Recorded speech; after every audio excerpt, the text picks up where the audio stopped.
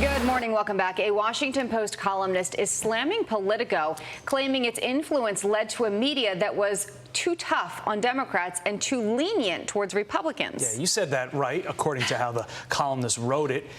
He goes on, Politico largely embraced those prevailing orthodoxies of political journalism. Particularly in its early days, it was beltway focused, obsessed with not offending Republican readers, sometimes resembled sports coverage, and its leading reporters were nearly all white. Joining us with his take, Fox News contributor Joe Concha. Joe, what bizarro world is this author living in? Bizarro world. I think that's the right way to put it there, Pyro. Yeah, he talks about how, boy, Politico reported things as if they were reporting sports scores. Yeah, I used to be a sports columnist before I got into the whole media coverage thing.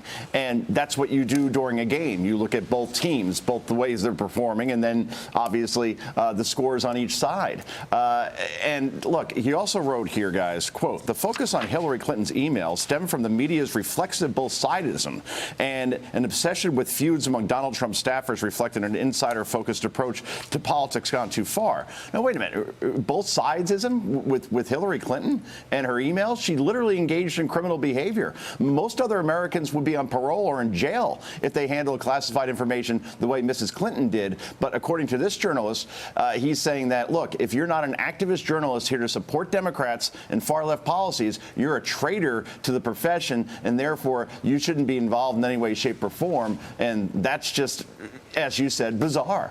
I miss the old days of journalism, Joel.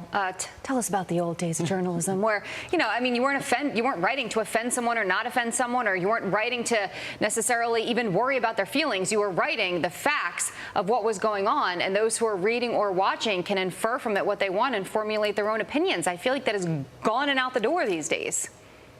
Yeah, Jillian, who, what, when, where, why, and how, right? Report the facts. If you're a reporter, if you're an opinion person, that's another thing altogether, and you could share your feelings and perspective. But what this particular columnist was arguing is that the reporting should also include that reporter's feelings and perspectives, and those feelings and perspectives better support the blue team instead of the red team, because the red team is evil and the blue team is morally right, and that's just a whole bowl of wrong, quite frankly, Jillian. Not surprisingly, this author says the media is doing a much better job now than it was 10 years ago. Here's some headlines from now.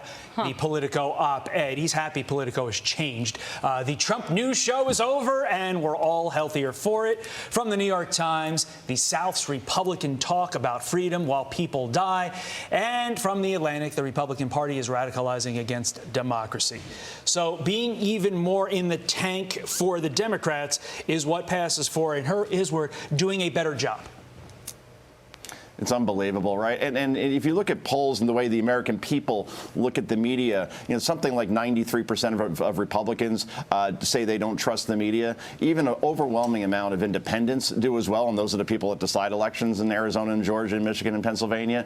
But Democrats seem to like the way the media is covering basically the political scene these days, and that just tells you that, yeah, they like what they're hearing, while the people in the middle and the people to the right say, hey, wait a minute, this seems maybe biased or even an activist role to us. We're just not buying it, and that's why trust in media is as low as it is right now, guys. No question. Contrarian question here. Does this author actually believe this, or is this individual just trying to get clicks?